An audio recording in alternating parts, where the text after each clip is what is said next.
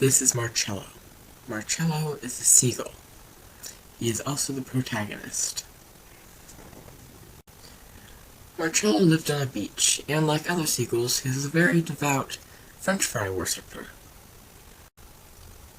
All scavenger birds, pigeons, seagulls, and crows among them, worship the French fry. Years ago, man turned his back on the French fry. This could explain why man is at the top of the food chain and birds are not. Although they have the same deity, the pigeons and the seagulls have long been at war because of their resent for each other.